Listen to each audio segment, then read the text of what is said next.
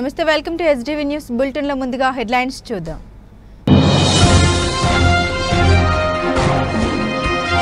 విజయవాడలో రేషన్ షాపులు తనిఖీ చేసిన మంత్రి నాదెండ్ల వృద్ధులు దివ్యాంగులకు ఇంటి వద్ద రేషన్ అందజేశారు. పౌర సరఫరాల శాఖ మంత్రి నాదెండ్ల మనోహర్.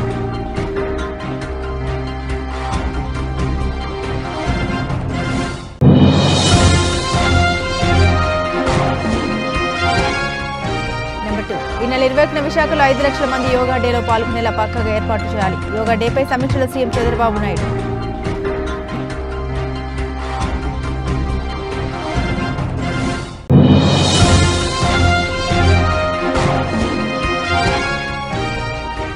విజయవాడ సెంట్రల్ నియోజకవర్గంలోని పలు ప్రాంతాల్లోని రైల్వే సమస్యలు పరిశీలించిన ఎంపీ కేశినేని శివనాథ్, ఎమ్మెల్యే బోండా ఉమా మహేశ్వరరావు.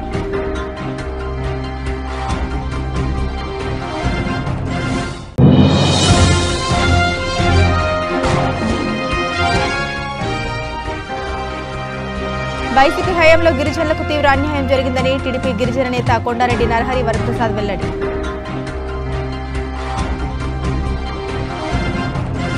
ఖచ్చితమైన తూకంతో రేషన్ సరుకులు అందిస్తామని ప్రజలకు ఇచ్చిన మాట నిలబెట్టుకున్నది కూటమి ప్రభుత్వమని మంత్రి నాదెండ్ల మనోహర్ పేర్కొన్నారు.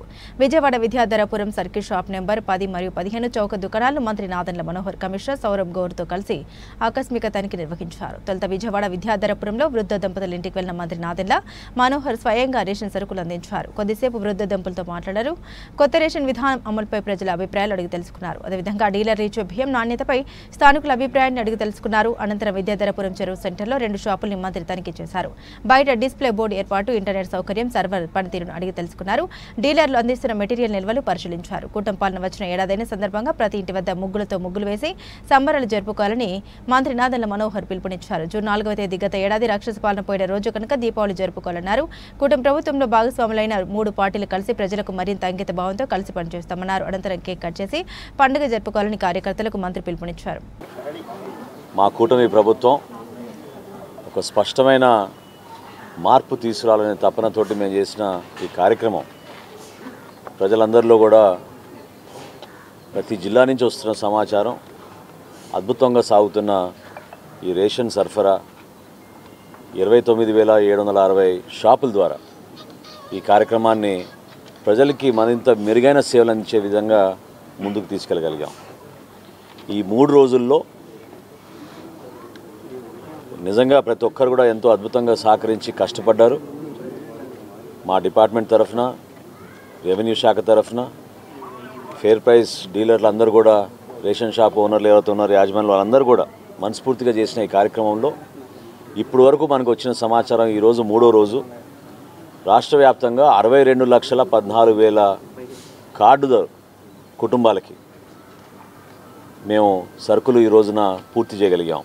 అంటే సుమారు 42.14% ఈ 3 రోజుల్లోనే వాళ్ళకి రేషన్ సరఫరా చేయగలిగాం. ఈ గతంలో ఎప్పుడు కూడా ఇటువంటి కార్యక్రమం జరగలేదు. అంత అద్భుతంగా ఈ కార్యక్రమాన్ని ప్రజల్లోకి తీసుకెళ్తున్నాం. ఇప్పుడే మీరు చూశారు, ఇంటింటికి కూడా వెళ్ళి ఎవరైతే వృద్ధులు 65 సంవత్సరాలు నిండిన వారు ఉన్నారో, ఎవరైతే ప్రభుత్వం నుంచి దివ్యాంగులుగా పెన్షన్లు తీసుకుంటున్నారో దాదాపు 15,74,000 మందికి రాష్ట్ర వ్యాప్తంగా సరుకులు అందించే విధంగా మేము ఏర్పాట్లు చేశాం. ఈరోజు ఆ సంఖ్య కూడా దాదాపు 6 లక్షలకి చేరింది. రేపటికల్లా ఇంకొక 6 లక్షలు పూర్తి చేసుకుని ఖచ్చితంగా ఆ కార్యక్రమాన్ని కూడా ప్రజలకి మరింత మెరుగైన సేవలు అందించడానికి మేము చేస్తున్న ఈ కార్యక్రమం చాలా మేలు చేసే విధంగా. కావాలని కొంతమంది అపోహలు సృష్టిస్తున్నారు, కావాలని కొంతమంది సమాచారం తెలియక ఇబ్బంది పడుతున్నారు. ఎక్కడ కూడా మొదటి రోజు కొంచెం సర్వర్ ఇబ్బంది ఉండింది, టెక్నికల్గా కొన్ని ప్రాబ్లమ్స్ ఉండినాయి. ఎందుకంటే అనేక మంది ఒకేసారి రావడంతో కొన్ని ప్రాంతాల్లో ప్లస్ ఈ ఫోటోలు తీసుకోవడంతో ఇంటర్నెట్ కనెక్టివిటీ కొంచెం తక్కువ ఉండింది కాబట్టి స్థానికంగా కొన్ని ఇబ్బందులు ఎదురయ్యాయి. కానీ ఈరోజు మాత్రం చాలా సజావుగా, స్మూత్గా, ఎక్కడ పొరపాటు లేకుండా ఈ కార్యక్రమం చాలా అద్భుతంగా ప్రజల్లోకి తీసుకెళ్తున్నాం.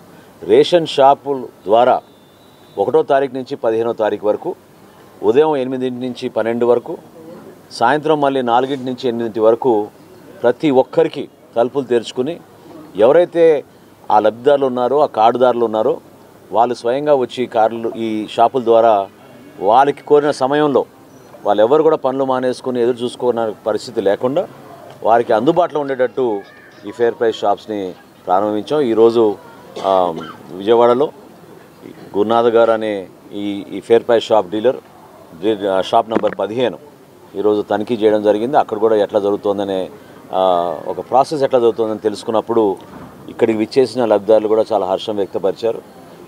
ఈ పాత పద్ధతి ద్వారా ఏంటంటే ఒక ఎస్టాబ్లిష్డ్ వ్యవస్థ ఇది. గతం నుంచి మనం ప్రతి ఒక్కరికి మేలు చేయడానికి కోసం కేంద్ర ప్రభుత్వం రాష్ట్ర ప్రభుత్వం సంయుక్తంగా చేసే ఈ కార్యక్రమం వాస్తవంగా ప్రతి డివిజన్లోనూ ప్రతి వార్డులోనూ ప్రతి సందులో కూడా రేషన్ షాప్ అనేది స్థిరంగా ఆ ప్రజలకు ఉపయోగపడే విధంగా ఉన్న వ్యవస్థని కావాలని వీళ్ళు కొత్త వ్యవస్థ తీసుకొచ్చి ఎండియు వ్యాన్లు తీసుకొచ్చి చాలా ఇబ్బంది పెట్టారు. చాలా స్పష్టంగా చేసి చూపించాం, ఇచ్చిన మాట నిలబెట్టుకున్నాం. పర్ఫార్మెన్స్ విషయంలో, క్వాలిటీ విషయంలో, తూకం విషయంలో, at the same time door delivery విషయంలో ఎక్కడ కూడా పొరపాటు లేకుండా వీళ్ళందరికీ కూడా మేము ఇంత అద్భుతమైన కార్యక్రమం సేవా కార్యక్రమంగా భావించి మాతో పాటు సహకరిస్తున్న మా సివిల్ సప్లైస్ డిపార్ట్మెంట్ సిబ్బంది, అదేవిధంగా రెవెన్యూ సిబ్బంది, వీరితో పాటు ఫేర్ ప్రైస్ షాప్ యాజమానులు కూడా రాత్రింబళ్ళు కృషి చేసి ఈ కార్యక్రమాన్ని విజయవంతం చేసినందుకు గౌరవ ముఖ్యమంత్రి గారికి, అదేవిధంగా గౌరవ ఉప ముఖ్యమంత్రి గారికి ప్రత్యేకంగా ఈ సందర్భంగా ధన్యవాదాలు తెలుపుకుంటున్నాను. మీరు పెట్టిన ఇబ్బందులు, మీరు ఏ విధంగా సంక్షేమం అనే ఒక అభూత కల్పన చేసుకుంటూ ఇదే మనకి భవిష్యత్తుని మన ప్రజల్లోకి తీసుకెళ్ళగలుగుతాం అనే ఆలోచనతో రాజకీయ లబ్ధి కోసం చేసిన కార్యక్రమాల్ని ప్రజలు తిరస్కరించారు. రేపటి రోజున జనసేన పార్టీ రాష్ట్ర వ్యాప్తంగా ఉదయం పూట మేము సంక్రాంతి పండుగ వచ్చిన సందర్భంగా మేము భావించుకుని మా కూటమి ప్రభుత్వం చేసిన విజయాల్ని ప్రజలకి మరొకసారి తెలిపే విధంగా మా వీర మహిళలు చక్కగా ముగ్గులు వేసి అలంకరించి పవన్ కళ్యాణ్ గారు ఎంత కృషి చేసి ఈ కూటమిని కలిసి తీసుకొచ్చే విధంగా మేము పొలిటికల్గానే కాకుండా ఈరోజు ప్రభుత్వంలో ఉండి చేస్తున్న కార్యక్రమాల గురించి వివరించడానికి కోసం అద్భుత కార్యక్రమం చేపట్టాం. అదేవిధంగా ఈ పీడ విరగడై సంవత్సరం పూర్తవుతున్న సందర్భంగా సాయంత్రానికి మేము రిజల్ట్స్ పూర్తిగా డిక్లేర్ అయినాయి కాబట్టి 165 స్థానాల్లో కూటమికి ప్రజలు ఏ విధంగా ఆదరించారో రేపు మరొకసారి మేము ఆ సంతోషాన్ని ప్రజలతో పంచుకుని మేము అంకిత భావంతో రాబోయే రోజుల్లో కూడా కలిసి పనిచేస్తాం. ఏ కార్యక్రమం చేసినా ప్రజలకి మేము మేలు చేసే విధంగా, అదేవిధంగా వ్యవస్థని పటిష్టం చేయడానికి మరింత మెరుగైన సేవలు అందించడానికి కోసం వాడుకుంటాం తప్ప స్వలాభం కోసమో వాళ్ళ ప్రజల కోసం చేస్తున్నామని చెప్పే మాటలకి భిన్నంగా వాళ్ళ స్వార్థం కోసం చేసిన కార్యక్రమాల్ని మాత్రం ఖచ్చితంగా మార్పు తీసుకోవాల్సిన సందర్భం ఉంది. ద్వారా 5 కార్పొరేషన్లకి రిటర్న్ చేసేసాం. ఉచితంగా ఆ లబ్ధిదారులకి ఈ వ్యాన్లు అందిస్తాం. వాళ్ళ లైవ్లీహుడ్స్ ఏవి కూడా చెడిపోవు. వాళ్ళు ఈ వ్యాన్లు దేనికైనా వాడుకోవచ్చు, గూడ్స్ క్యారియర్గా వాడుకోవచ్చు, లేకపోతే స్థానికంగా వాళ్ళకు ఉన్న కొన్ని వ్యాపారాల్లో వాళ్ళు ఉపయోగించుకోవచ్చు. ప్రభుత్వం ఒక పెద్ద మనసుతోటి నిర్ణయం తీసుకుని దాదాపు 185 కోట్ల రూపాయలు మేము బ్యాంకులకే మేమే డైరెక్ట్గా చెల్లించి ఆ వ్యాన్లు ఆ లబ్ధిదారులకే మేము తిరిగి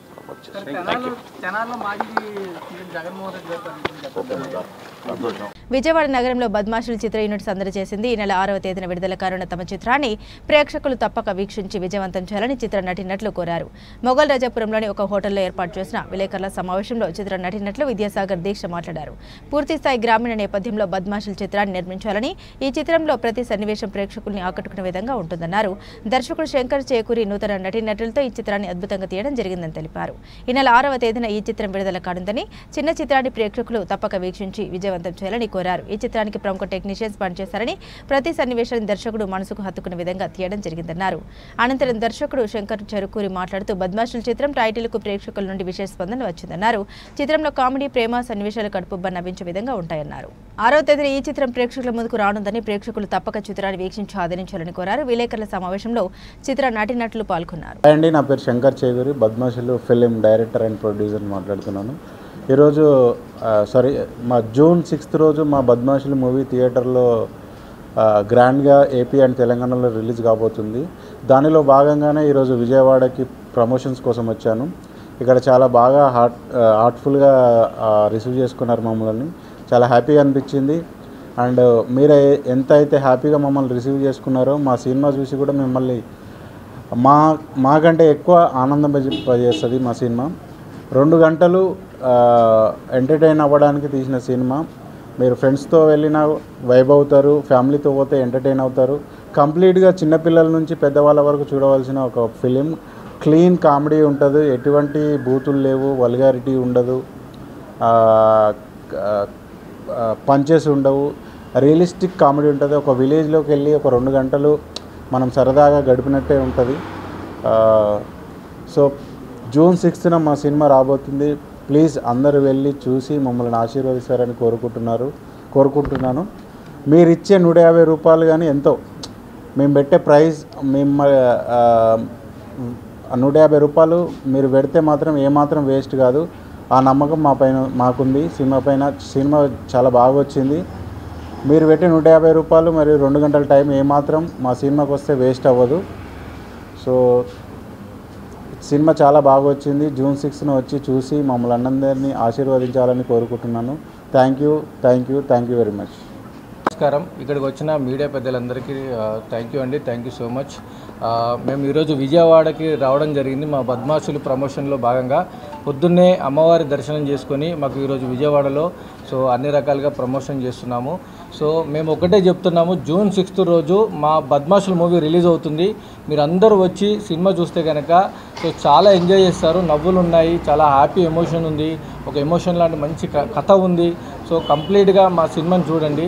అంటే చిన్న పెద్ద వాళ్ళు ఉన్నారు, చిన్న ఆర్టిస్టులు ఉన్నారు, పెద్ద ఆర్టిస్టులు ఉన్నారు, ఇలా తెలిసిన ఆర్టిస్టులు ఉన్నారు, తెలియని ఆర్టిస్టులు ఉన్నారు అని మీరు ఆలోచించకుండా మా సినిమా కనుక మీరు చూస్తే డెఫినెట్గా ఒక 10 minutes తర్వాత మీరు ఆటోమేటిక్గా మిమ్మల్ని మరిపింపజేస్తాము.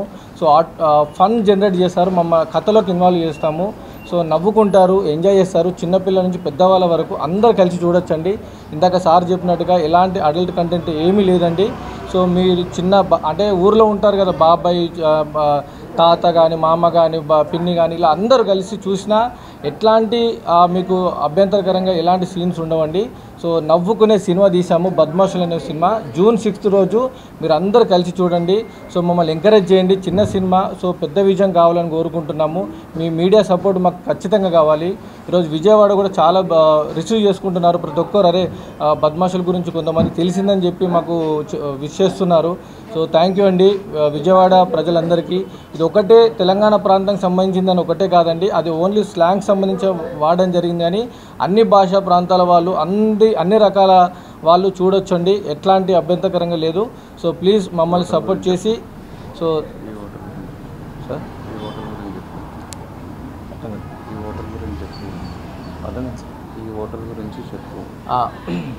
సో ఈరోజు మేము అన్నపూర్ణ మన మెస్కి వచ్చామండి. ఇక్కడికి అన్నపూర్ణ హోటల్కి వచ్చాము. సో వీళ్ళందరూ సపోర్ట్ చేస్తున్నారు. అలాగే బాబాయ్ హోటల్కి వెళ్ళాము. అట్లా ప్రతి ఒక్క మన కొన్ని హోటల్స్కి వెళ్ళి ప్రమోషన్ చేయడం జరిగింది. సో థ్యాంక్ యూ అండి. మీరు అందరినీ ఒకటే కోరుకుంటున్నాము, మమ్మల్ని మీడియా నుంచి ప్రజల వద్దకు తీసుకెళ్ళండి. ఖచ్చితంగా మీకు నచ్చుతుందని ఆశిస్తున్నాను. Thank you so much. Vijayawada, నమస్తే విజయవాడ పీపుల్. బద్మాషులు మూవీ ప్రమోషన్లో భాగంగా మేము విజయవాడకు సందర్శించడం జరిగిందండి. పొద్దున్నే మేము సిటీలోకి ఎంటర్ అవ్వగానే ఫస్ట్ ఆఫ్ ఆల్ అమ్మవారి దర్శనం, బెజవాడ కనకదుర్గమ్మ అమ్మవారి దర్శనం చేసుకున్నాము. సో మాకు అన్ని విజయవంతంగానే జరుగుతున్నాయి ఈరోజు promotions.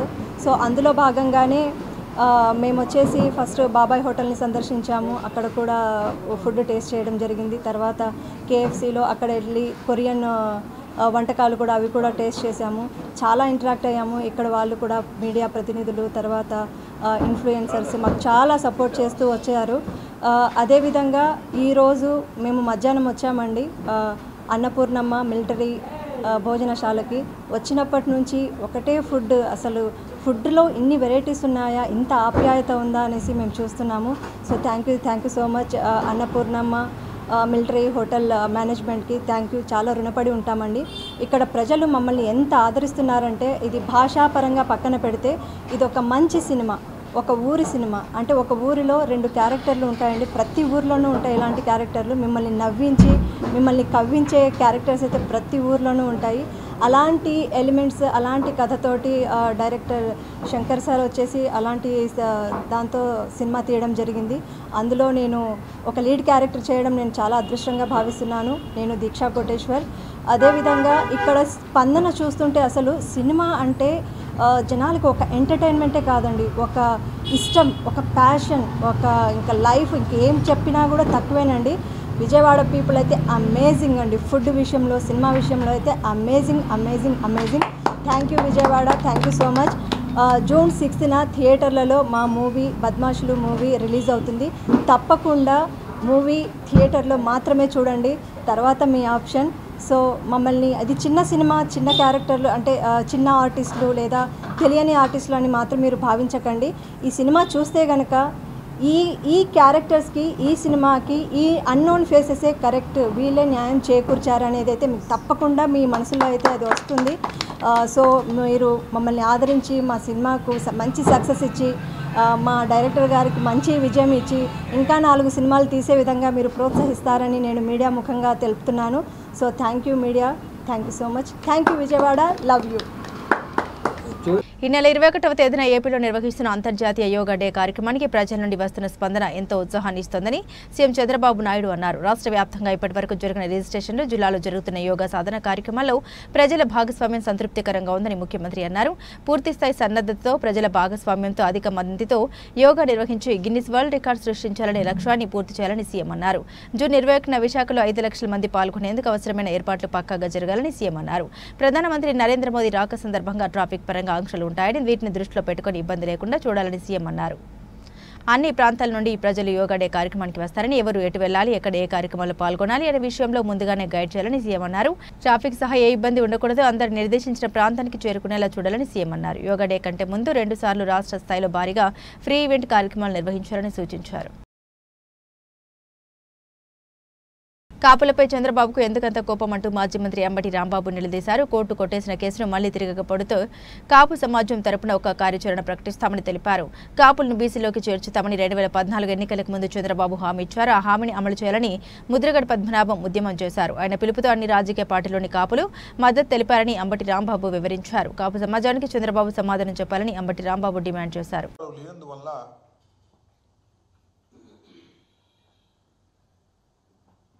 7th additional metropolitan magistrate court railway Vijayawada దాన్ని కొట్టివేస్తూ తీర్పునివ్వటం జరిగింది 1/5/2023. దీన్ని మళ్ళా లోయర్ కోర్టులో కొట్టేస్తే దీన్ని హైకోర్టుకు అప్లై చేయాలని, అప్పీల్ చేయాలని నిర్ణయిస్తూ ప్రభుత్వం ఈ జీవోని రిలీజ్ చేసింది. జీవో ఆర్టీ నెంబర్ 852 నిన్నే ఇది రిలీజ్ చేయడం జరిగింది. నేను ఇక్కడ ఈ ప్రభుత్వాన్ని, కూటమి ప్రభుత్వాన్ని, ముఖ్యంగా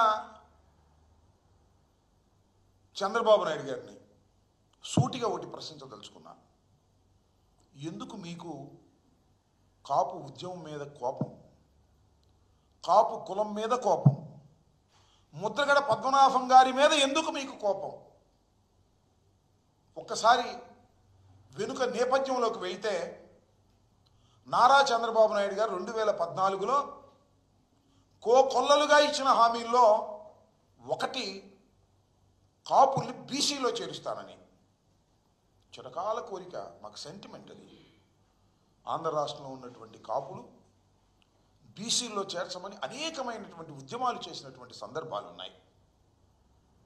ఎవరు అడగల, ఉద్యమం కూడా చేయలే. అప్పుడు 2014లో నారా చంద్రబాబు నాయుడు గారు అధికారంలోకి రావడం కోసం అనేకమైన వాగ్దానాలు ఇస్తూ కాపుల్ని 6 మాసాల్లో నేను బీసీలో చేరుస్తాను కమిషన్ వేసి అని చెప్పటమే కాదు, మేనిఫెస్టోలో పెట్టాడు. ఆయన వచ్చి సంవత్సరంన్నరైనా కమిషన్ కూడా వేయలేదు. వేయకపోతే ముద్రగడ పద్మనాభం గారు ఉద్యమం చేశారు, కాపులందరినీ సమీకరించారు. ఆ ఉద్యమాల్లో కులం కాబట్టి ఎవరైనా ఒకటి మాత్రం వాస్తవం, పుట్టిన ఊరు, పుట్టిన కులం, తల్లి తండ్రి వీళ్ళ మీద ఒక ప్రేమ, సెంటిమెంట్ ఉంటుంది. కాపుల్ని బీసీలో చేరుస్తానని చెప్పినటువంటి చంద్రబాబు నాయుడు గారు నెరవేర్చకపోతే ముద్రగడ పద్మనాభం గారు దాని ఉద్యమానికి పిలుపునిస్తే మేము ఏ పార్టీల్లో ఉన్నా మేమందరం కూడా పాల్గొన్నాం, ఫైట్ చేశాం. అయినా చంద్రబాబు నాయుడు గారు చేయలేదు, అది వేరే అంశం. నేను ఇక్కడ మీకు గుర్తు చేస్తున్నా, ఉద్యమం చేసినప్పుడు ముద్రగడ పద్మనాభం గారు ఒక పిలుపు ఇచ్చారు, పళ్ళేలు కొట్టండి అని. గ్రామాల్లో సైతం కాపులు పళ్ళేలు కొడితే కేసులు పెట్టారు. తుని బహిరంగ సభకు పిలుపునిస్తే ఇక్కడ నుంచి బయలుదేరి వెళుతుంటే వారి మీద నోట్ చేసుకుని కేసులు పెట్టారు చంద్రబాబు నాయుడు గారి ప్రభుత్వంలో. కొన్ని వందల వేల కేసులు కాపుల మీద పెట్టారు. తర్వాత తునిలో బహిరంగ సభ జరిగింది. పెద్ద ఎత్తున కాపు సమాజం అంతా వచ్చింది. కాపుల్ని బీసీలో చేర్చాలని గర్జించింది. అక్కడ ఒక సంఘటన జరిగింది. రత్నాచల్ ఎక్స్ప్రెస్ ఆ బహిరంగ సభకు దగ్గరలోనే ఉన్న ట్రాక్ మీద కాలిపోయింది, దహనం అయింది. అది కాపులే తగలబెట్టారు అని చంద్రబాబు నాయుడు గారి ప్రభుత్వం కేసు పెట్టింది. ముద్దగడ పద్మనాభం గారి మీద కేసు పెట్టింది. ఆయన కాక 40 మంది మీద కేసు పెట్టింది. సరే, బాగానే ఉంది. ఆ తర్వాత వస్తా. ఆ తర్వాత ముద్రగడ పద్మనాభం గారు నిరాహార దీక్ష. Mahanti market, mango market, Rajiv Gandhi కూరగాయల మార్కెట్ తరలింపునకు నగరపాలక సంస్థకు సహకరించాలని chief city planner Sanjay Ratnakumar అన్నారు. నగరపాలక సంస్థ కమిషనర్ ధ్యానచంద్ర ఆదేశాల మేరకు Sanjay Ratnakumar residence officer incharge doctor KBNS Latha ప్రధాన కార్యాలయంలో గల నూతన భవనంలోని మీటింగ్ హాల్ నందు chief city planner Mahanti market, mango market, Rajiv Gandhi కూరగాయల మార్కెట్ అసోసియేషన్ సభ్యులతో మార్కెట్ తరలింపుపై సమీక్ష సమావేశం నిర్వహించారు. ఈ సమావేశం ముందుగా మహంతి మార్కెట్, తదుపరి మ్యాంగో మార్కెట్, అదేవిధంగా రాజీవ్ గాంధీ కూరగాయల మార్కెట్ అసోసియేషన్ సభ్యుల్ని విడివిగా పిలిచి మార్కెట్ తరలింపునకు వారి ఉన్న సమస్యలు తెలుసుకుని వారికి ఎటువంటి సమస్య లేకుండా, వారికి ఎటువంటి నష్టం చేకూరకుండా మార్కెట్ తరలింపులకు ఎటువంటి చర్యలు తీసుకోవాలి వంటి విషయాలపై చర్చించారు. అందుకే మాది ఎంత సైట్ అంటే మేము ఎంత లూజ్ అవుతున్నాం, మాకు ఎంత సైట్ రిక్వైర్మెంట్ ఉంది, సైట్ మాకు అక్కడ చూపెడితే మేము అక్కడ షిఫ్ట్ అవుతాం అన్నది మనం ప్లాన్ చేసుకుంటే దాని ప్రకారం వెళ్దాం. ఓకేనా? మన మధ్య ఏం చేశారంటే కాలువ అన్ని గట్ల మీద పడగొట్టేశారు. చిన్న చిన్న షాపులు అంటే మొత్తం తీసేయాలి. తీసేసి మీరు ఇక్కడే చేసుకుని ఈ స్టోర్ రూమ్ వాళ్ళకేమో ఇంకోటి ఏంటంటే స్ట్రీమ్ లైన్ చేద్దామని అంతా రోడ్డు మీద పోచేద్దాం, స్ట్రీమ్ లైన్ చేద్దామని ఇచ్చాం. పర్మనెంట్ ఒక సొల్యూషన్ రావాలి కదా. మనం ఎంతసేపు అంత టెంపరీ స్ట్రక్చర్స్ మీద బేస్ ఏమి ఉండదు కదా. ఓ పర్మనెంట్ సొల్యూషన్ రావాలంటే ఊరు చివరికి ఎక్కడో మన మ్యాంగో మార్కెట్, లేదంటే ఈ హెవీ ట్రాఫిక్ లోడ్స్ అన్ని కూడా ఊరు చివరికి వెళ్ళిపోవాలి. నున్న ఎల్పీ ఎంత మాది ఒకసారి ప్లాన్ చేసి వాళ్ళకి ఒకటి వాట్సాప్ లో పెట్టండి. ఒకటి మీ ఫోన్ నెంబర్స్ మాకు ఇచ్చారు కదా, చెప్పేది దాని ప్రకారం సెట్ చేయాలి. అదే చెప్తున్నారు. వేరే చెప్తున్నారు. అదే సైట్లో అండి. అదే సైట్ అంటే ఎవరికి షాపులు కావాలని బయట కూడా ఉంటాయి. మీరు విత్ ఇన్ ద కంఫర్ట్ వాళ్ళు ఉంటే మేము వాళ్ళతో మాట్లాడతాం. చూస్తానండి, అది కూడా చూసి మేము ఆల్టర్నేటివ్ సైట్ అంటే మీ మైండ్ సెట్ ఏంటంటే ముందు మేము అక్కడ షిఫ్ట్ చేయాలన్నది మేము మీకు సజెస్ట్ చేస్తాం. అది సైట్ కూడా మేము అలాట్ చేస్తాం.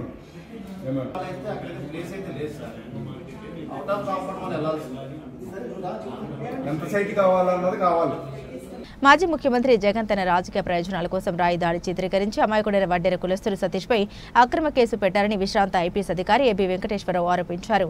కేసు నమోదై సంవత్సరం గడుస్తున్నా ఇప్పటి వరకు ఎలాంటి పురోగతి లేదని, ప్రభుత్వం మారిన అసలు కేసు మూసివేయకపోవడం అన్యాయమని తెలిపారు. బాధితులకు న్యాయం జరగాలని, వారిపై వేసిన కేసులు వెంటనే మూసివేసి బాధితులకు నష్టపరిహారం ఇవ్వాలని ప్రభుత్వాన్ని కోరారు. మాజీ ముఖ్యమంత్రి జగన్మోహన్ రెడ్డిపై గులకరాయి దాడి కేసులో బాధితులను రిటైర్డ్ డీజీ కేవీ వెంకటేశ్వరరావు పరామర్శించారు.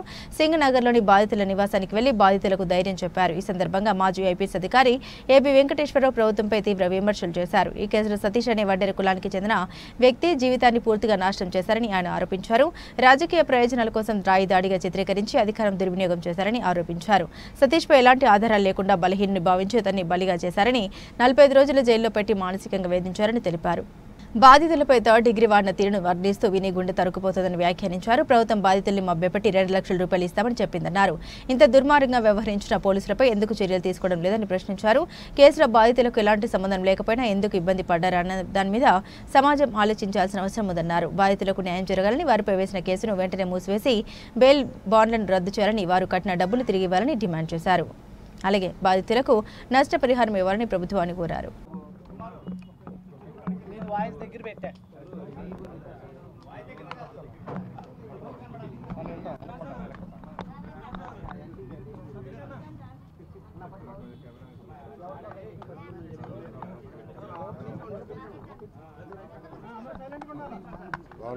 అందరూ సైలెంట్, సౌండ్ రారాదు. ఓకేనా? 0 సౌండ్. అంతకన్నా పెట్టాలి, లోగోలు కనబడాలి. రానివాళ్ళు ఎవరో చూస్తున్నారు. అందరూ వచ్చేసారు. ఒక సాక్షి అలా పట్టుకోవాలి.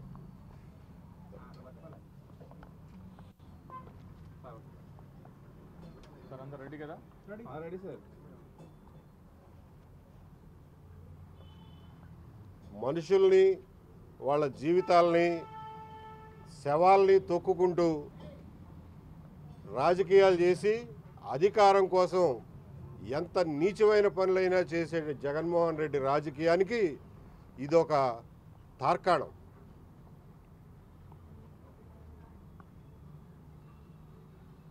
లేనిపోయిన దాన్ని కల్పించి ఎన్నికల సమయంలో ఏదో ఒక డ్రామా చేసి ఎట్లయినా సరే ప్రజల్ని మభ్యపెట్టాలని చూడటానికి చేసిన ప్రయత్నమే ఈ గులకరాయి కేసు.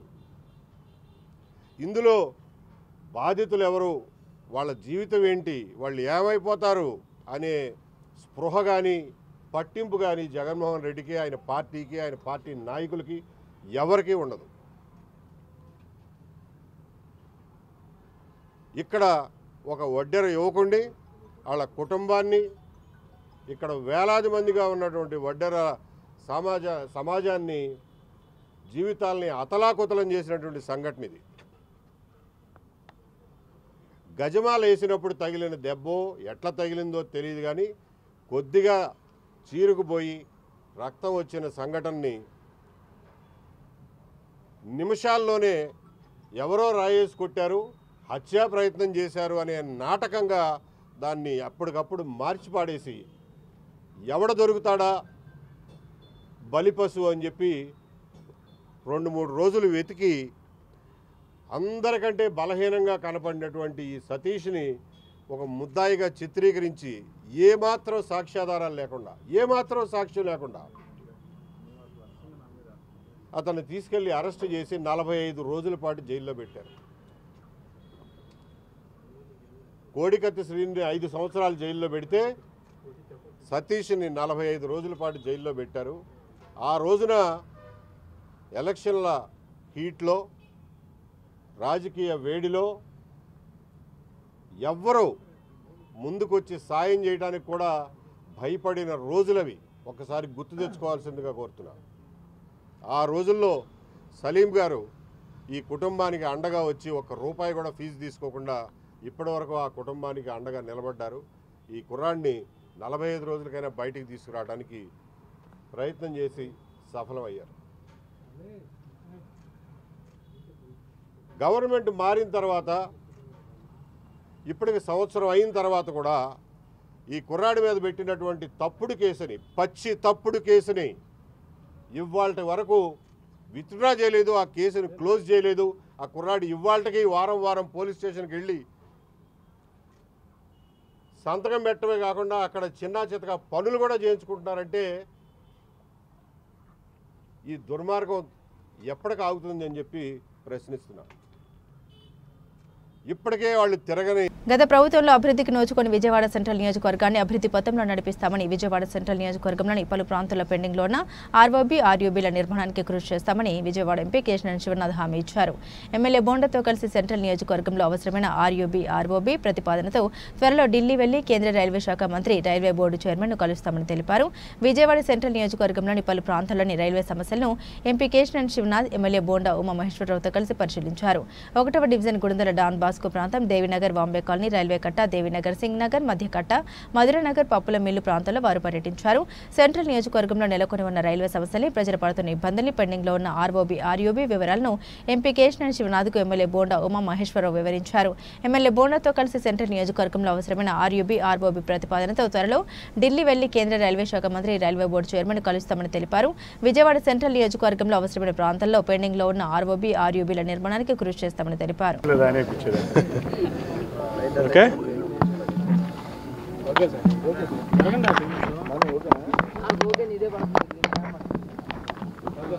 సెంట్రల్ నియోజకవర్గంలో మరి విజయవాడ రైల్వే జంక్షన్గా ఉన్నటువంటి సమయంలో మెయిన్ లైన్లన్నీ కూడా సెంట్రల్ నియోజకవర్గం గుండానే వెళ్తూ ఉంటాయి. ఇటు హౌరా టు హైదరాబాద్ కానీ, బాంబే కానీ, మరి మెయిన్ లైన్లన్నీ కూడా దీంట్లోనే వెళ్తాయి. ఇక్కడ దాదాపు 6 ఫ్లైఓవర్లు అవసరం ఉంది, 6 రైల్ ఓవర్ బ్రిడ్జ్లు, అలాగే 3-4 రైల్ అండర్ బ్రిడ్జ్లు, ఆర్యూబీలు కూడా అవసరం ఉంది. గతంలో నేను ఎమ్మెల్యేగా ఉన్నప్పుడు మధురానగర్ డబుల్ లైన్ ఆర్యూబీని తీసుకొచ్చాం. అలాగే బుడమేరు వంతెన దగ్గర ఒక ఆర్యూబీని పూర్తి చేసాం. దాని తర్వాత గత 5 సంవత్సరాల్లో ప్రభుత్వం ఎక్కడా పట్టించుకోలే. ఇవాళ మళ్ళీ తెలుగుదేశం ప్రభుత్వం వచ్చినాక, చంద్రబాబు నాయుడు గారు తిరిగి ముఖ్యమంత్రి అయినాక, పార్లమెంట్ సభ్యులు కేశినేని శివనాథ్ చిన్ని గారి సహకారంతో ఇవాళ అన్ని ప్రాజెక్టులని కూడా టేకప్ చేసాం.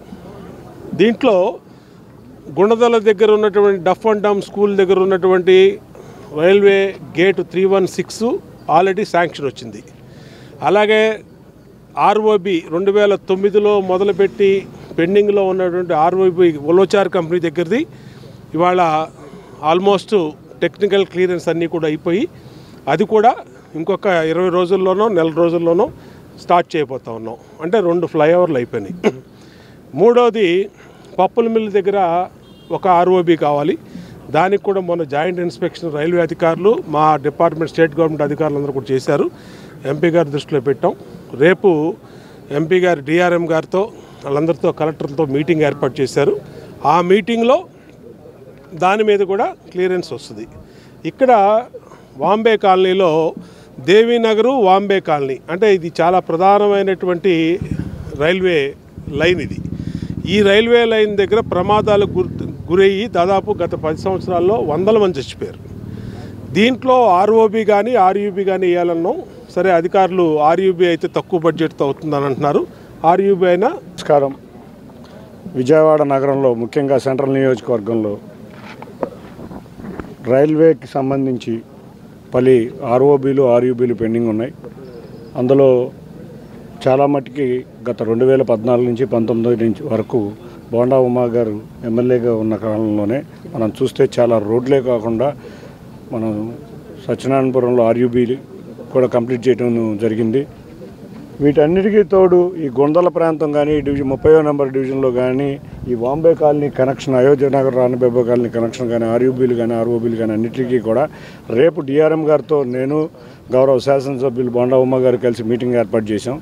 ఈ మీటింగ్లో ముందు ఇక్కడ ఉన్న లోకల్ పెండింగ్ ఇష్యూస్ అన్నీ కూడా క్లియర్ చేసుకుని మేమిద్దరం కూడా ఈ 10-15 రోజుల్లోనే రైల్వే మంత్రి గారిని, రైల్వే బోర్డు అధికారులని కలిసి ఇక్కడ శాంక్షన్కి వచ్చే విధంగా మేము కృషి చేస్తాం అని. దానికి అన్నిటికన్నా ముఖ్యంగా సింగనగర్లో బోండా ఉమ్మ గారి అధికారంలో మన రెండోసారి అధికారంలోకి రాగానే మొన్న వరదల సమయం నుంచి కూడా సింగనగర్లో 2వ ఫ్లైఓవర్ కావాలని బోండా ఉమ్మ గారు పోరాడుతున్నారు. అది కూడా రాష్ట్ర ప్రభుత్వం ప్లస్ రైల్వేస్కి ముడిపడి ఉన్న సమస్య కాబట్టి వీటిని కూడా గౌరవ ముఖ్యమంత్రి వర్యులకు తీసుకెళ్ళి సింగనగర్లో ట్రాఫిక్ సమస్యలకి ఇబ్బంది లేకుండా బోండా ఉమ్మ గారి నాయకత్వంలో నేను కూడా నడుస్తాను తెలియజేసుకుంటున్నాను. Thank you. కళ బ్రతికితేనే కళాకారుడు బ్రతుకుతాడని, ఇది జరగాలంటే కళాకారులంతా ఒక్కటి కావాలని ఇంద్రధనుస్సు సకల కళాకారుల వేదిక వ్యవస్థాపకులు గొర్రె శివ రమేష్ అన్నారు. కళాకారులు ఇవగా ఉండేందుకు ఐక్యంగా ఉండేందుకు ఒక తాటిపైకి తేవడానికి జూలైలో నిర్వహించబోయే కళాకారుల ఐక్య వేదిక సమావేశానికి అందరూ కలిసి రావాలని పిలుపునిచ్చారు. ఈ మేరకు గాంధీనగర్ ప్రెస్ క్లబ్లో విలేకరుల సమావేశం నిర్వహించారు. ఈ సమావేశంలో గొర్రె శివ మాట్లాడుతూ కళాకారులందరూ ఒకే వేదికపైకి రావాలని, ప్రస్తుతం కళాకారులందరికీ వారి వారి వృత్తిలో ఉన్న సమస్యలపై అందరూ ఒక చోట సమీకరించుకొని కళాకారులందరూ కూడా ఏ సమస్య లేకుండా ఉండాలని, అంటే సమాజంలో ఎవరెవరి నుండి ఎలాంటి సహాయం ప్రోత్సాహం లభిస్తుందని చర్చించుకొని ఒక ఎజెండాను రూపొందించుకోవాల్సిన అవసరం ఎంతైనా ఉందన్నారు. ఈ సమావేశంలో ఘంటసాల కల్చరల్ వ్యవస్థాపకులు సీనియర్ డైరెక్టర్ ఎస్కే హుసేన్ మాట్లాడారు. రేపు జూలై నెలలో విజయవాడ వన్ టౌన్లో ఇంద్రధనుస్సు సకల కళాకారుల ఐక్య వేదికపై రాష్ట్ర వ్యాప్తంగా కళాకారులందరూ ఒక్కచోట కలిసి సమావేశం ఏర్పాటు చేసుకోవాలని నిర్ణయించుకోవడం జరిగిందని, త్వరలో ఈ కార్యక్రమ పూర్తి వివరాలను మీకు తెలుపుతామని ఆయన తెలిపారు. ఈ సమావేశం అనంతరం కళకు కలం తోడు అనే నినాదానికి మద్దతుగా ఏపీయూడబ్ల్యూసీ అధ్యక్షులు చావా రవి, సెక్రటరీ దారం వెంకటేశ్వరరావు చేతుల మీదుగా ఇంద్రధనుస్సు ఐక్యవేదిక పేరును ప్రారంభించడం జరిగింది. ఈ కార్యక్రమంలో ఆర్కే అమరావతి ఎంటర్టైనర్స్ అధినేత రోహిణీకాంత్ చిన్ని, విజయవాడ జనసేన పార్టీ 47వ డివిజన్ అధ్యక్షులు సీనియర్ నటులు వేంపల్లి గౌరీ శంకర, కళా తపస్వి, dance academy chairman dance master CH Ramesh, mega movie association అధ్యక్షులు NS Naidu, movie director Shiva, Nakshatra Kalavedika అధ్యక్షులు పొరపర్ల సురేష్ తదితరులు పాల్గొన్నారు. ముందుగా ప్రింట్ అండ్ ఎలక్ట్రానిక్ మిత్రులందరికీ అందరికీ స్వాగతం, అభినందనలు తెలుపుతున్నాను. మీరందరూ పిలిచిన వెంబడే వచ్చినందుకు. అలాగే ఇప్పుడు పెట్టిన ప్రెస్ మీట్ కారణం ఏంటంటే, నేను జర్నలిస్ట్గా ఒక 12 సంవత్సరాల నుంచి ఇక్కడ జర్నలిస్ట్గా ఉన్నాను మీతో పాటు. అయితే ఈ జర్నలిస్ట్ వెళ్ళే క్రమంలో నేను కళాకారుని అవుదామని చెప్పి ఉద్దేశంతో ఈ జర్నలిజంలో వాటి కళాకారులు ఏంటి అనేది కూడా నేను చూస్తున్నప్పుడు కళాకారుల యొక్క కష్టాలు నేను చూశాను. నేను చాలా వరకు కళ ఉంది కానీ వాళ్ళు ఎందుకు ఒకరి దగ్గర అడిగే పరిస్థితి ఎందుకు వస్తుంది, అసలు ఈ టాలెంట్ ఉంది కదా, ప్రతి ఒక్క టాలెంట్ ఉన్నప్పుడు ఎందుకు వీళ్ళు ఎంత వెనుకబడి ఉన్నారు అనే దాని మీద నేను 2-3 సంవత్సరాలుగా ఏదో ఒక కార్యక్రమం చేసుకుంటూ వచ్చాను. కానీ అందరూ కూడా సహకారం ఉండాలి, అందరూ ఐక్యంగా ఉంటే కళాకారుల యొక్క సమస్యలు మనం ఏదైనా పరిష్కరించవచ్చు అనే ఒక ఉద్దేశంతో బయట వ్యాపార ప్రకటనలు ఇవ్వడానికి చాలా సంస్థలు ఉన్నాయి. వాళ్ళు కార్యక్రమాలు చేసుకోవడానికి వాళ్ళకి ఒక కంటెంట్స్ కావాలి. కళాకారులు ఉన్నప్పుడు వాళ్ళని కూడా మనం ఒకటిగా చేస్తే కళకి కళం తోడు అన్నట్టుగా మన జర్నలిజం కూడా కళాకారులకి తోడైతే వాళ్ళని కొంచెం మెరుగుపరచు, పైకి తీసుకురావచ్చు అనే ఆలోచన మీద నేను ఒక కార్యక్రమం రేపు మేము అందరం కలిసి జూలై నెలలో ఒక ఐక్యవేదిక కార్యక్రమం నిర్వహించాలని అనుకున్నాం. సో ఈ కార్యక్రమానికి ఇప్పుడు ఆర్కే అమరావతి ఎంటర్టైన్మెంట్స్ వ్యవస్థాపకులు రోహిణీకాంత్ గారు, చిన్ని గారు వచ్చారు. వీరు జబర్దస్త్ సుధీర్ గారు మేనమావ గారు కూడా, అలాగే ఘంటసాల కల్చరల్ అసోసియేషన్ వ్యవస్థాపకులు హుస్సేన్ గారు కూడా వచ్చారు. వెంపల్లి గౌరీశంకర్ మన విజయవాడ 47వ డివిజన్ జనసేన పార్టీ అధ్యక్షులు, సినీ నటులు కూడా, మెగా మూవీ అసోసియేషన్ అధ్యక్షులు ఎన్ఎస్ నాయుడు గారు కూడా మనకి తోడ్పడటానికి వచ్చారు. నక్షత్ర కళావేదిక మన తోటి జర్నలిస్టు వరపర్ల సురేష్ గారు కూడా కూర్చున్నారు. శివ గారు వారు కూడా మనకి డైరెక్టర్, సినిమా డైరెక్టర్. సార్ నా పేరు గౌరీశంకర్. నేను నాటకాల్లో కూడా సినిమాల్లో చిన్న చిన్న క్యారెక్టర్లు చేసే అనుభవం నాకుంది. ముఖ్యంగా ప్రెస్ వాళ్ళకి, అలాగే ప్రింట్ మీడియా, ఎలక్ట్రికల్ మీడియాలకు ధన్యవాదాలు. అలాగే నన్ను ఈ కార్యక్రమానికి పిలిచి ఇక్కడ మాట్లాడే అవకాశం ఇచ్చిన రమేష్ గారికి కూడా ధన్యవాదాలు. ఈ కార్యక్రమం ఎంత గొప్పదంటే ఆంధ్రప్రదేశ్ ఇడిపోయినాక ఆంధ్రప్రదేశ్లో కళారంగానికి కొంచెం మైనస్ అయితే నడుస్తుంది. అలాంటిది ఈ గవర్నమెంట్ వచ్చినాక ఎన్నో అవకాశాలు కళాకారులకి ఈ గవర్నమెంట్ కల్పిస్తుంది. కాబట్టి ఆ భాగంలో ఈ కార్యక్రమం కూడా కళాకారులు అన్నకి ఒక బలమైన కార్యక్రమం కాబట్టి నాకు కూడా ఈ కార్యక్రమం పెట్టడం ఎంతో ఆనందం. ఎందుకంటే చాలామంది కళల్లో బోల్డ్ కళాకారులు ఉన్నారు, కల్చరల్ ప్రోగ్రామ్ అనేక రకంగా. వాళ్ళందరికీ ఆదరణ అన్నది ఎక్కడ గుర్తింపు లేదు. కనుక ఈ గవర్నమెంట్ కూడా ఆ అవకాశాలు ఎక్కువ ఇస్తుంది. ఇలాంటివి మనం చూపించి ఆ గవర్నమెంట్ ద్వారా ప్రతి కళాకారుడికి కూడా న్యాయం జరగాలని నాకు కూడా ఆలోచన ఉంది. కనుక గొప్ప కార్యక్రమం పెట్టారు రమేష్ గారు అని నాకు ఆనందంతో నేను కూడా రావడం జరిగింది. అలాగే రేపు జూలైలో అంటే ఈ ప్రెస్ మీట్ పెట్టడానికి కారణం ఏంటంటే జూలైలో ఒక వ్యవస్థ పెట్టి ఆ వ్యవస్థ ద్వారా కళాకారులందరూ అక్కడ ఒక ఆత్మీయ సమావేశంలా కూర్చొని వాళ్ళ బాధలేంటి, వాళ్ళకి ఏం కావాలి, మనం ఏం చేయాలి అన్నది జూలై నెలలో డేటు నిర్ణయిస్తారు. ఆ నిర్ణయానికి ఈ ప్రెస్ ద్వారా ప్రతి కళాకారుడికి ఆంధ్రప్రదేశ్లో తెలియజేయడం కోసం ఈ ప్రెస్ మీట్ పెట్టడం జరిగింది. కనుక ఏపీ అంటే ప్రెస్ క్లబ్ ఇన్ఛార్జి అధ్యక్షుల చేతుల మీదుగా ఆ లోగో కూడా రిలీజ్ చేస్తానని రమేష్ గారు చెప్పారు. అది ఎంతో సంతోషకరం. రవి గారు, వెంకటరావు గారు వాళ్ళ చేతుల మీదుగా ఈ కార్యక్రమం చేయడం కూడా ఎంతో ఆనందం. కనుక నన్ను కూడా ఈ కార్యక్రమం పిలిచి భాగస్వామ్యం చేసినందుకు ధన్యవాదాలు. నమస్కారాలండి. మా అన్ని కార్యక్రమాల్లో ప్రెస్ వాళ్ళకి కవరేజ్ చేస్తేనే ఆర్టిస్టులు బయటకు రాగలుగుతారు. మెయిన్ ఏంటంటే మాకు కావాల్సింది ఏంటంటే మీరు ప్రతి ప్రోగ్రాంలో కళాకారుడు వెళ్తున్నాడు, కానీ వాళ్ళని జనాలు గుర్తిస్తలా అంటే ఎక్కడో చేశారండి. ప్రతి కళాకారుని గుర్తించడం కోసం ఈ కార్యక్రమం పెట్టామండి. ఈ కార్యక్రమం రేపు జూలైలో భారీ ఎత్తున చేయాలని ఆలోచనలో ఉన్నాము. అంటే దీనికి ఏంటంటే గవర్నమెంట్ ఇంతకుముందు ఒక కార్డు రిలీవ్ చేసింది, ఆర్టిస్ట్ కార్డు. ఆ ఆర్టిస్ట్ కార్డు లాంటిది మా గౌరవనీయులు చంద్రబాబు నాయుడు గారు అప్పుల్లో పెట్టారు. మళ్ళీ అది కూడా పెడితే మాకెంతో సంతోషం అని ఆలోచిస్తూ మేము అడుగుతున్నాం. అంతే సార్. వైసీపీ హయాంలో గిరిజనులకు తీవ్ర అన్యాయం జరిగిందని టీడీపీ గిరిజన నేత కొండారెడ్డి నరహరి వరప్రసాద్ వెల్లడించారు. కూటమి ప్రభుత్వం వచ్చిన తర్వాత గిరిజనులకు అన్ని విధాల అన్యాయం చేసేందుకు చర్యలు తీసుకుంటుందని పేర్కొన్నారు. రాష్ట్రానికి తీవ్ర అన్యాయం చేసిన వైసీపీ చంద్రబాబు పాలనను వెన్నుపోటు పాలన అని వ్యాఖ్యానించడం పట్ల తీవ్ర అభ్యంతరం వ్యక్తం చేశారు. గాంధీనగర్ ప్రెస్ క్లబ్లో టీడీపీ గిరిజన ఆత్మీయ సదస్సు జరిగింది. ఈ కార్యక్రమంలో పాల్గొన్న టీడీపీ గిరిజన నాయకులు కొండారెడ్డి నరహరి వరప్రసాద్ మాట్లాడారు. వైసీపీ హయాంలో గిరిజనులకు తీవ్ర అన్యాయం జరిగిందని, ఎన్నికలకి 2 సంవత్సరాలకు ముందు చంద్రబాబును లోకేష్ను కలిసి వివరించామని తెలిపారు. గిరిజనుల వారికి జరుగుతున్న అన్యాయంపై అవగాహన కల్పించామని తెలిపారు. ఎన్నికల్లో గిరిజనులు ఒకతాటిపై ఉండి కూటమి గెలుపుకు కృషి చేశారన్నారు. వైసీపీ హయాంలో రాష్ట్రాన్ని అధోగతి పాలు చేసిన జగన్ చంద్రబాబు పాలనను వెన్నుపోటు పాలన అనడం సరైన విధానం కాదన్నారు. బాబు గారి ఆధ్వర్యంలో ఆయన ఆదేశాల మేరకు ఎలక్షన్ ముందు రాష్ట్రంలోని గిరిజన ఆవాసాలు, గిరిజన ప్రాంతాల్లో ఉన్న గిరిజనుల కష్ట నష్టాలు తెలుసుకొని వైసీపీ ప్రభుత్వంలో జగన్మోహన్ రెడ్డి అరాచక పాలనలో గతంలో తెలుగుదేశం ప్రభుత్వంలో ఇచ్చిన సంక్షేమ పథకాలన్నిటినీ రద్దు చేయడం, సప్లాన్ నిధులని దారి మళ్లించడం,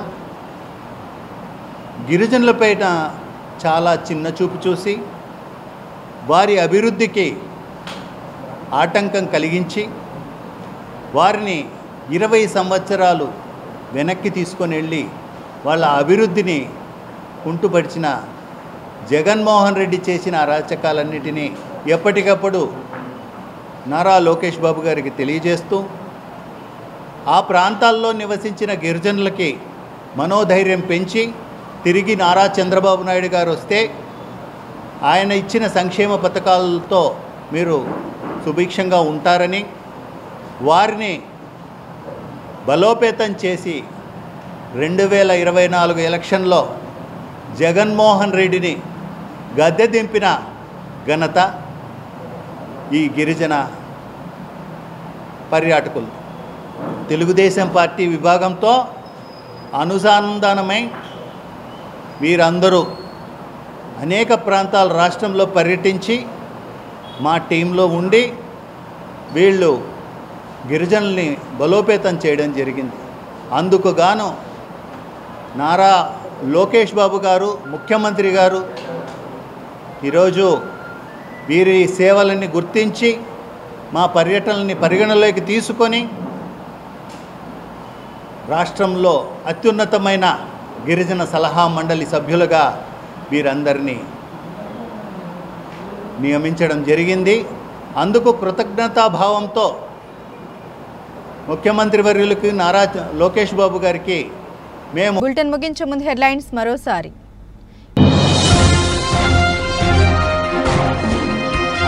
విజయవాడలో రేషన్ షాపులు తనిఖీ చేసిన మంత్రి నాదెండ్ల. వృద్ధులు, దివ్యాంగులకు ఇంటి వద్ద రేషన్ అందజేశాం. పౌర సరఫరాల శాఖ మంత్రి నాదెండ్ల మనోహర్.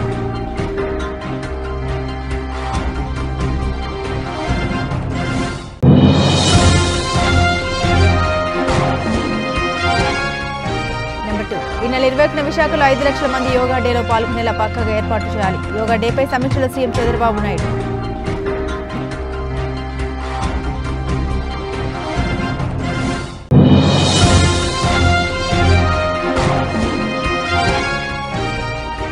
విజయవాడ సెంట్రల్ నియోజకవర్గంలోని పలు ప్రాంతాల్లోని రైల్వే సమస్యలు పరిశీలించిన ఎంపీ కేశినేని శివనాథ్, ఎమ్మెల్యే బోండా ఉమా మహేశ్వరరావు.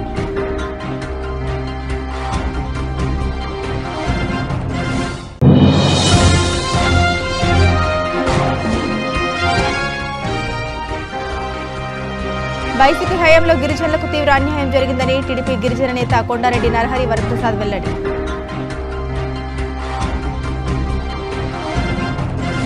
ఇవి బులెటిన్ అప్డేట్స్. మరిన్ని అప్డేట్స్ కోసం చూస్తూనే ఉండండి SDV న్యూస్.